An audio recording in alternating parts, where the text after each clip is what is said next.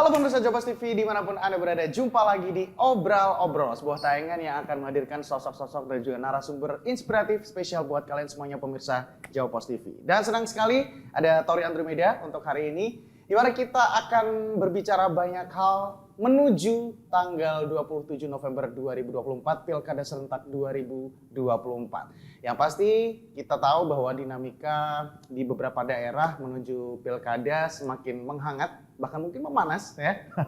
Dan untuk hari ini pas sekali kita akan ngobrol-ngobrol bersama dengan salah satu calon ya. Tepatnya bakal calon wakil wali kota Madiun untuk tahun 2024. Ya, langsung saja kita akan sambut yang sudah ada di samping saya.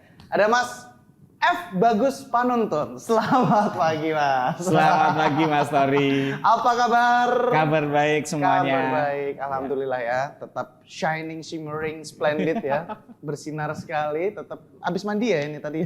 Sepertinya begitu. Oke. Oh ya, ini pertanyaan ini ya, pertanyaan cheesy yang sebenarnya mungkin banyak orang yang penasaran. F-nya itu apa sih? Jadi gini, memang banyak pertanyaan yang tentang F. Iya. Jadi saya itu dulu Nasrani, Katolik. Gitu. F itu Franciscus. Dulu nama baptis saya. Kemudian 2002 saya mualaf. Kemudian menjadi F begitu. Saya sekarang jadi F. Kemudian 2011 saya menikah begitu. Jadi selisihnya 9 tahun ya antara saya mualaf dan kemudian menikah itu. Nah jadi, ini berarti terjawab jadi, ya? Iya terjawab bahwa saya ini mualaf begitu. Seorang mualaf Mas Bagus ini. F-nya itu Franciscus ya? Franciscus. Nama baptis. Betul. Dan pada akhirnya sudah menjadi seorang muslim. Dan sekali lagi saya harus bilang bahwa Mas Bagus ini pertemuan kesekian kalinya karena saya berhubungan dengan Mas Bagus ini udah lama banget. Mas Bagus ini juga salah satu senior saya di tempat lama dan ya kalau kita melihat perkembangan karirnya sudah luar biasa sekali, sudah ada mobil 1M di back to the topic Mas Bagus ya. Ya masih terima kasih banyak juga sudah menyempatkan waktunya di Jawa Post TV di tengah ya kesibukan menjelang Pilkada 2024 ya. Kita tahu bahwa ya sosok Pak Maidi ini sebegitu menariknya, sebegitu seksinya mungkin di tengah beberapa kandidat-kandidat lain waktu itu ya. Sampai pada akhirnya banyak sekali yang ingin menjadi pasangan beliau untuk menjadi bakal calon wakil wali kota Madiun. Yeah. Pada akhirnya Mas Bagus lah yang mendapatkan rekomendasi dari partai-partai. Cerita dong Mas Bagus, kok bisa gitu dapat rekomendasi dari partai-partai untuk pada akhirnya mendampingi Pak Maidi? Ya, jadi awalnya sebenarnya kemarin saya lolos di DPRD. Kemudian setelah lolos di DPRD, memang PSI punya target itu untuk 3 besar. Dalam hal ini bisa menjadi unsur pimpinan di DPRD. Kemudian ternyata PSI secara kursi urutan keempat. Ya sudah, kemudian saya memetakan peta politiknya begitu terkait nanti pilkada. Tetapi di komitmen PSI adalah tetap mengusung Pak Maidi. Tetap mengusung Pak Maidi, cuman kami melihat peta politiknya. Siapa sih sebenarnya yang punya peluang untuk bisa mendampingi Pak Maidi? Siapa sih yang nggak pengen menjadi pendamping Pak Maidi dengan elektabilitas kinerja yang sudah kita bisa rasakan. Begitu. Akhirnya saya melihat sebenarnya ada satu rekan saya yang menurut saya punya peluang. Kemudian saya komunikasi, ternyata justru saya didorong sama rekan saya itu untuk maju begitu. Setelah saya memetakan. Siapa rekannya? Salah satunya dari Demokrat begitu, Mas Tono begitu yang justru mendorong saya untuk bisa mencoba maju kontestasi. Nah, setelah saya melihat peluangnya itu di PSI ada peluangnya juga besar, saya berkoordinasi dengan partai. Nggak mungkin saya akan sekonyong-konyong maju sendiri. Saya koordinasi partai memberi lampu hijau, ya sudah, saya mendaftar. Tapi sebelumnya juga saya koordinasi dengan Pak Maidi dari partai, juga bertemu dengan Pak Maidi. Intinya menyampaikan bahwa kader PSI namanya Bagus Panuntun ini juga akan maju untuk mendampingi. Pak Maidi membuka ruang, begitu ya udah saya mendaftar. Ada memang resiko begitu, karena saya sudah sudah jadi dewan. Betul. Resikonya harus mundur. Ya udah, ini saya ambil. Kemudian saya mendaftar di partai-partai, kemudian saya berkoordinasi dengan partai mulai dari tingkat kota sampai tingkat pusat, melihat dinamika yang ada. Ya alhamdulillah partai-partai 6 partai ini memberi rekomendasi ke saya. Perjalanannya sangat panjang dan luar biasa. Sebagai orang baru seperti saya. Iya. Ada satu pepatah bijak bilang bahwa hidup tidak akan pernah dimenangkan ketika tidak dipertaruhkan, gitu ya. Dan ini saya pikir cocok untuk Mas Bagus karena pada akhirnya untuk kedua kalinya terpilih menjadi anggota dewan lagi gitu untuk periode kali ini. Tapi pada akhirnya karena memang posisinya menjadi bakal calon wakil wali kota Madiun untuk mendampingi Pak Maidi, mau nggak mau memang harus mundur. Ini benar-benar gambling banget, pertaruhan banget ini Mas Bagus. Apa yang pada akhirnya menyebabkan Mas Bagus untuk bisa memilih keputusan yang buat saya ini cukup krusial dan cukup besar gitu untuk karir, kehidupan, dan lain-lain? Ya, jadi kalau melihat setelah ada peluang dan kemudian digandeng oleh Pak Maidi, gitu, keputusan ini harus saya ambil. Karena ini terkait masalah pengabdian. Betul. Di DPRD 5 tahun kemarin saya sudah ngabdi, sudah di legislatif, sekarang di eksekutif. Kesempatan ini tidak boleh disia-siakan. Jadi ya udah saya ambil dengan pertaruhan gambling. Tentunya saya tidak berpikir sendiri, ada orang tua, istri, anak-anak yang saya libatkan untuk ini, dan alhamdulillah semuanya bisa menyetujui gitu, dan justru mendorong karena ini terkait masalah pengabdian saya sebagai orang asli Kota Madiun itu untuk bisa berkiprah di pemerintah Kota Madiun. Istilahnya udah madep mantep ya. Madep mantep. Sudah niat. Gitu. Sudah niat, nawaitunya sudah bulat, tekadnya sudah bulat. Kalau berbicara juga tentang dukungan keluarga, mungkin Mas Bagus juga pada akhirnya sebelum mengambil keputusan yang cukup besar ini juga melakukan diskusi ya bersama dengan keluarga gimana untuk bisa mengambil keputusan yang cukup krusial ini. Apa tanggapan keluarga? Ya, yang pertama saya dengan ibu saya. Ibu saya sangat mendorong gitu, untuk bisa mengambil kesempatan ini. Terus kemudian istri saya, anak-anak saya juga mengizinkan.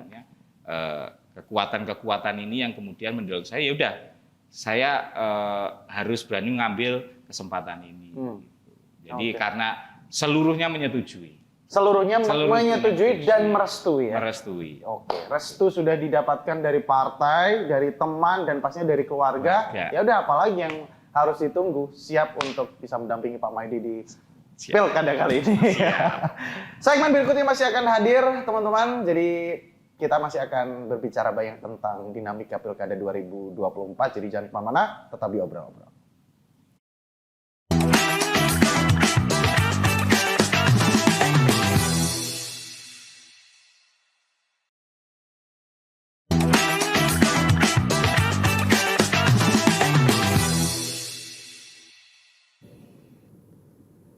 Oke, pemirsa Japas TV, kembali lagi di Obrol-Obrol. Dan masih juga bersama dengan Mas Bagus Panuntun ya. Mas Bagus, boleh tahu dong umurnya berapa sih sekarang? Sekarang 42 mau 43. Oh, masih muda banget ya. Nah, insya Allah. Dari tampilannya ya, dari wajahnya yang bersinar, baru mandi. Saya harus ngikuti presenternya. Oh iya. Terima kasih sudah diizinkan untuk memakai aksesoris ya. Oh iya, kebebasan itu harus dipertahankan. Itu ya, kebebasan berekspresi mungkin memang harus dipertahankan. Tapi ngomongin usia yang masih cukup muda di Mas Bagus, sudah pernah duduk di kursi dewan juga di legislatif. Mas Bagus juga dulu banyak sekali nih karirnya, pengusaha juga ya kan, ada beberapa tempat-tempat usaha yang dimiliki, terus dulu sempat jadi penyiar radio juga. Sebenarnya pengalaman-pengalaman itu membuat Mas Bagus, saya pikir juga walaupun usianya tetap selalu nambah, tapi jiwanya tetap muda. Nah, ngomongin yang muda-muda nih Mas Bagus, ini kan pasti potensi para pemilih pemula, pemilih muda khususnya Gen Z ini kan juga besar sekali ya. Bahkan di data statistik kita kemarin juga sempat lihat banyak sekali para pemilih muda yang potensial untuk bisa diambil hatinya, untuk bisa memilih. Bagaimana pada akhirnya Mas Bagus memaksimalkan potensi-potensi pemilih muda itu untuk bisa menjadi lumbung suara? Ya.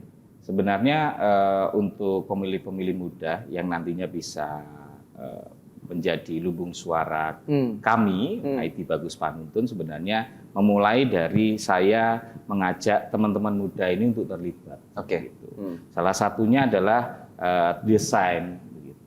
Desain. Oh, desain. Salah satu desain-desain yang sekarang sudah ada ini adalah hasil dari karya teman-teman muda. Begitu. Oke. Teman-teman muda, mereka ilustrator, begitu. Kami ajak untuk berdiskusi, terus kemudian kami punya cerita, mereka mengaplikasikan cerita. Jadi memberi banyak ruang ke teman-teman muda, begitu. Itu salah satu hal yang kami lakukan. Jadi untuk bagaimana mengajak teman-teman muda untuk jadi pemilih, ya kita harus bisa memvisualisasikan diri sebagai bagian dari teman-teman muda. Kembali lagi bahwa bagaimana mengajak teman-teman muda itu bisa memilih. Sebagai paslon harus terbuka.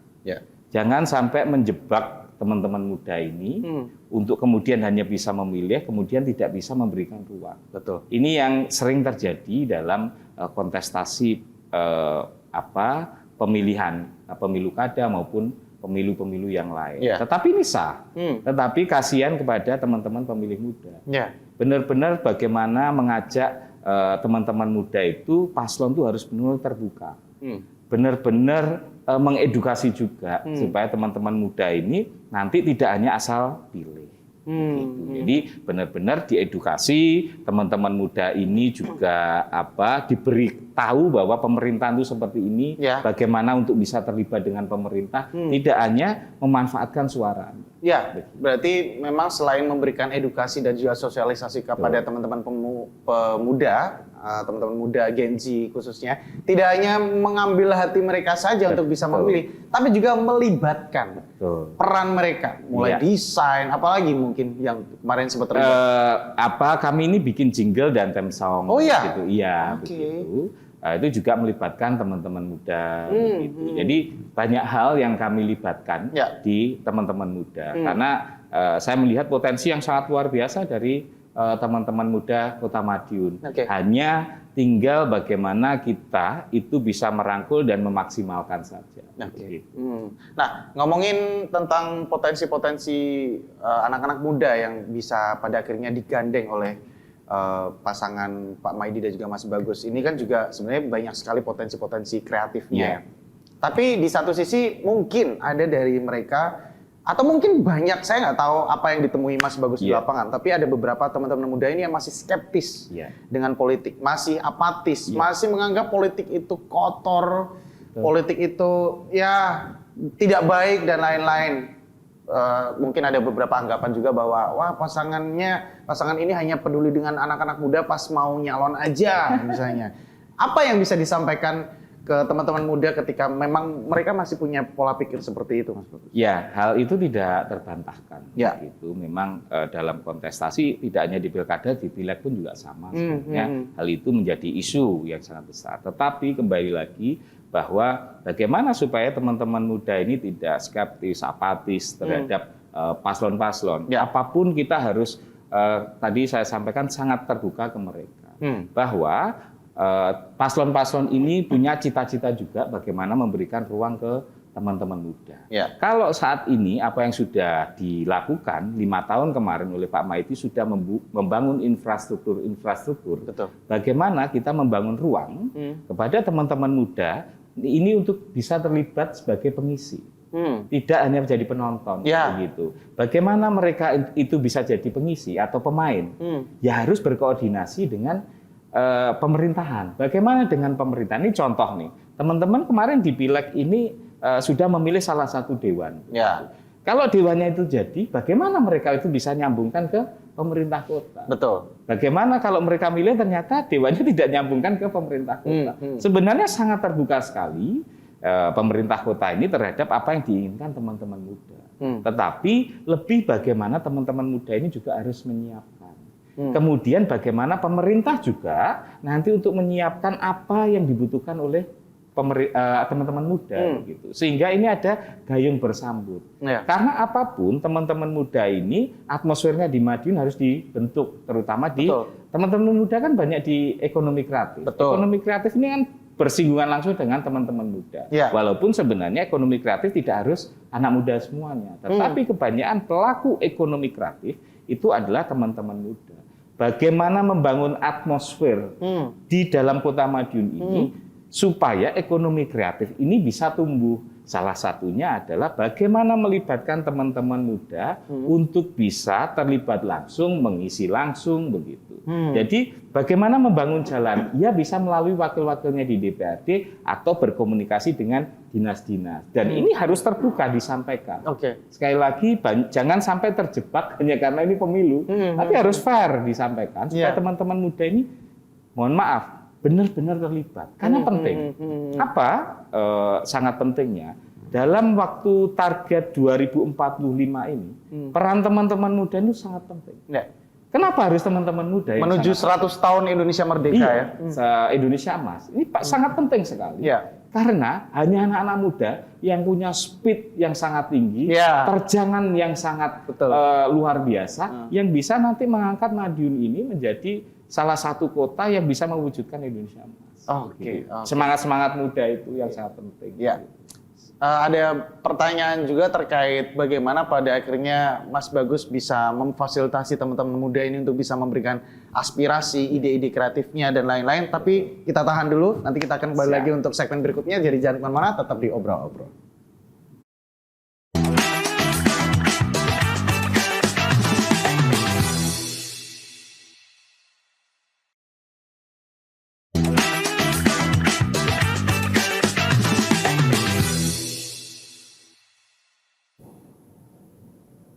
Kembali lagi di Obrol-Obrol dan masih juga bersama dengan Mas Bagus Panuntun. Oke, Mas, nyambung yang tadi saya tanyakan di segmen sebelumnya. Bagaimana pada akhirnya teman-teman muda ini bisa mendapatkan media atau ruang untuk bisa pada akhirnya mengekspresikan kegelisahannya, mengekspresikan ide-idenya, di mana ini mungkin satu pemikiran yang cukup umum dirasakan oleh teman-teman muda, bahwa kalau aku punya ide, kalau aku punya gagasan, kalau aku punya masukan ke entah legislatif ataupun eksekutif khususnya, gimana caranya kita untuk bisa menyampaikan, khususnya untuk Mas Bagus yang sudah dilakukan, bagaimana pada akhirnya melakukan komunikasi-komunikasi ke mereka? Ya, jadi teman-teman muda ini kebetulan beberapa yang sering gelisah gitu. Itu sering japri ke saya atau mungkin lewat tim atau teman-teman muda. Berarti langsung japri ya? Bisa langsung japri gitu. Kadang DM di Instagram begitu, ingin bertemu begitu. Kemudian mereka menyampaikan bahwa saya ini pengen menyampaikan ini. Bahkan beberapa waktu kemarin, beberapa minggu kemarin, 2 minggu kalau nggak salah sempat japri, akhirnya kami bertemu. Jadi banyak kegelisahan yang disampaikan. Jadi saya harus membuka seluas-luasnya. Jangan sampai kita, kebetulan saya pada saat itu masih di DPRD, saya harus membuka nih kondisi yang ada. Bukan berarti saya hal yang kurang baik saya sampaikan, tidak. Tetapi bagaimana hal-hal yang positif dari teman-teman muda ini bisa kami masukkan. Kemudian bisa jadi usulan. Kalau memang itu harus ditembuskan ke pemerintah secara langsung, ya udah kami komunikasikan. Kami telepon stakeholdernya, contoh dinas mana yang mereka harus berhubungan. Tetapi kembali lagi bahwa harus diketahui bahwa pemerintah, dalam hal ini pemerintah kota, di dalam mengambil keputusan itu mempunyai batasan-batasan. Karena mereka tidak mungkin melangkahi sebuah aturan yang sudah ada begitu. Nah, ini harus diurai, harus dipertemukan supaya ada solusi.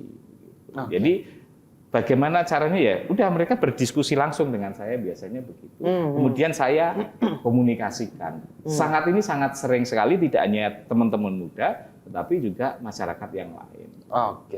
Mas Bagus sebagai salah satu orang yang cukup lama ya berkecimpung di dunia ekonomi kreatif, karena ya kita tahu Mas Bagus punya satu event organizer juga ya. bintang 5 ya. Bintang 5. Yang dari tahun berapa ya Mas ya? Saya bintang 5, kalau bintang 5 2009. 2009. Pada akhirnya sering banget tuh bikin acara, event-event, konser musik.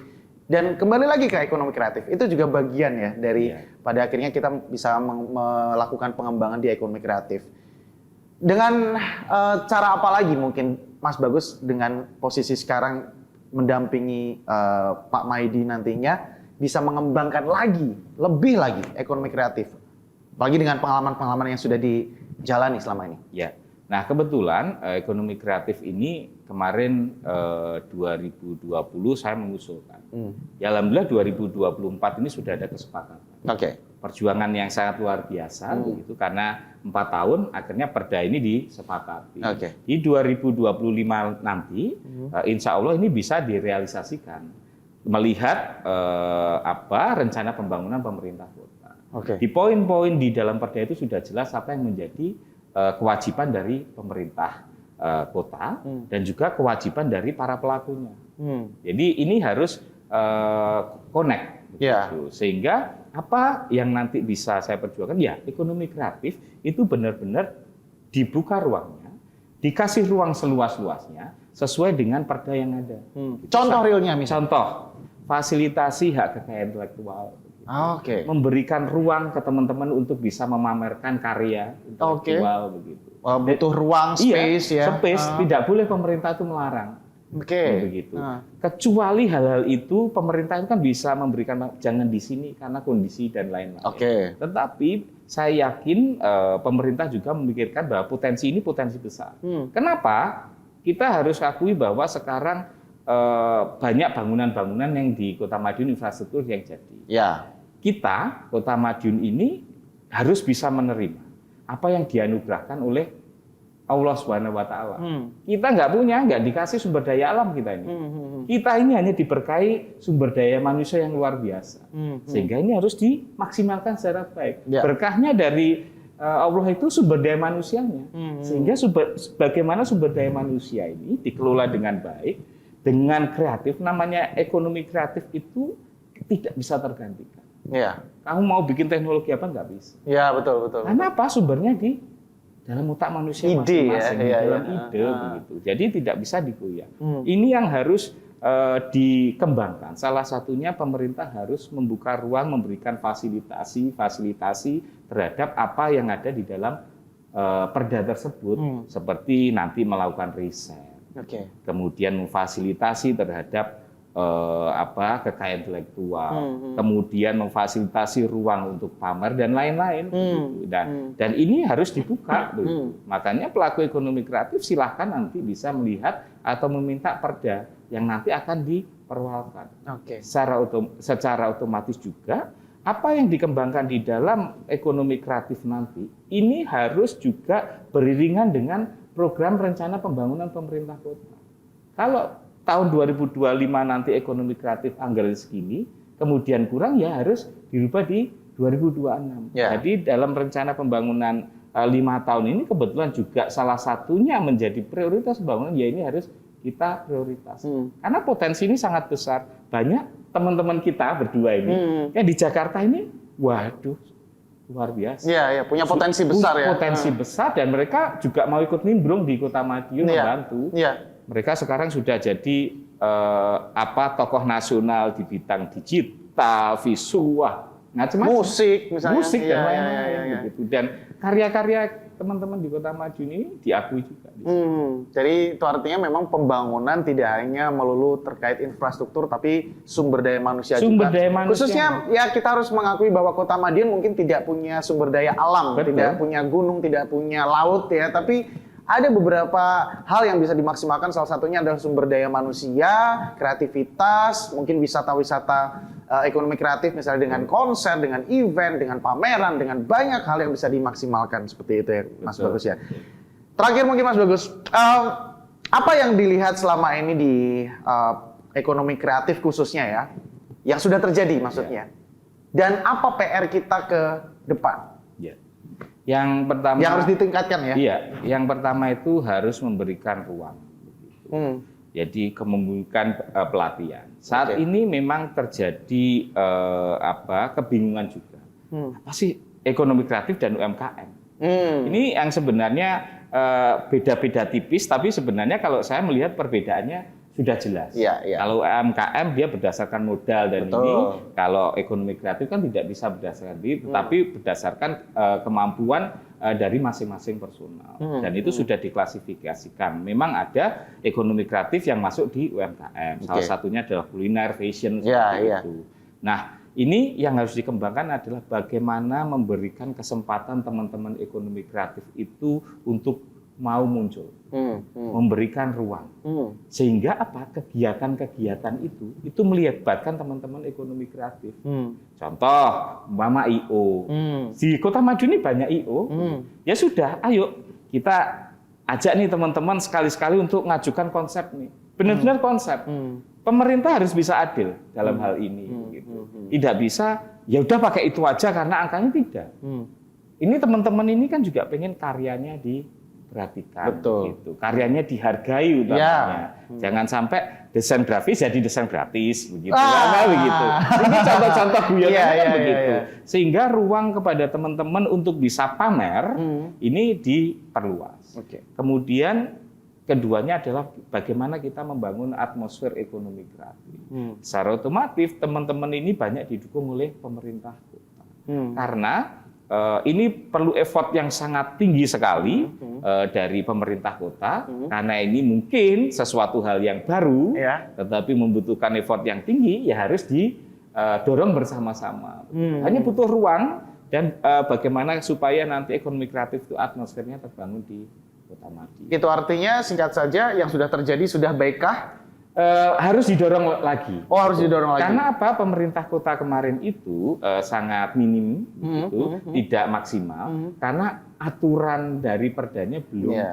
Jadi sementara program sebelumnya itu berjalannya cuman minimalis sekali. Jadi harus perlu didorong lagi. Dan semoga dengan hadirnya Mas Bagus nanti kalau memang ditakdirkan untuk bisa amin. menjadi pemimpin di Kota Madiun, ya kita harapkan sektor ekonomi kreatif khususnya ya di Kota Madiun ini bisa semakin meningkat, bisa semakin bagus, bisa semakin terorganisir. Karena beberapa ada birokrasi-birokrasi yang masih dianggap susah, ribet, lama. Semoga nantinya bisa dipermudah, bisa semakin dilancarkan lagi. Bagaimana pada akhirnya teman-teman kreatif di bidang banyak hal ya, event organizer, MC, musik, tari, pameran, karya apapun nanti bisa mendapatkan ruang yang lebih dan pada akhirnya bisa menjadi salah satu pendapatan daerah juga mungkin dari sektor ekonomi kreatif. Iya, betul. Terima kasih banyak Mas Bagus Panuntun sudah hadir di Jawa Post TV. Matur nuwun. Dan pastinya kita harapkan apapun yang nanti akan dilakukan semoga dilancarkan. Apapun yang akan ditargetkan bisa menjadi sesuatu yang baik dan bermanfaat juga untuk masyarakat Kota Madiun sendiri khususnya. Dan kita tunggu gebrakan-gebrakan dari Mas Bagus Panuntun. Terima kasih. Terima kasih banyak. Terima kasih. Ya, dan pastinya terima kasih juga buat pemirsa Jawa Post TV yang sudah mengikuti obrolan kita untuk kesempatan episode kali ini bersama dengan Mas Bagus Panuntun. Kita harapkan siapapun nanti pemimpin yang bisa menjadi sosok yang bisa mengayomi masyarakat Kota Madiun, bisa menjadi sosok yang menjadi memberikan harapan baru lah ya untuk masyarakat Kota Madiun, karena pastinya kita sebagai masyarakat juga pengen mendapatkan pemimpin yang bisa memberikan impact positif, memberikan energi baru, memberikan penyegaran dan bisa memberikan kesejahteraan khususnya untuk masyarakat Kota Madiun. Kita tunggu di 27 November 2024 Pilkada serentak 2024 pemilihan wali kota dan wakil wali kota Madiun. Dan pastinya terima kasih banyak untuk pemirsa Jawa Post TV. Masih banyak sekali narasumber juga tokoh-tokoh yang akan kita hadirkan di program Obrol-Obrol. Jadi saksikan terus program Obrol-Obrol setiap hari hanya di Jawa Post TV. Saya Toren Durmida, mewakili kerabat kerja yang bertugas mengucapkan terima kasih banyak atas perhatian Anda. Sampai ketemu lagi di episode berikutnya Obrol-Obrol. Sampai jumpa.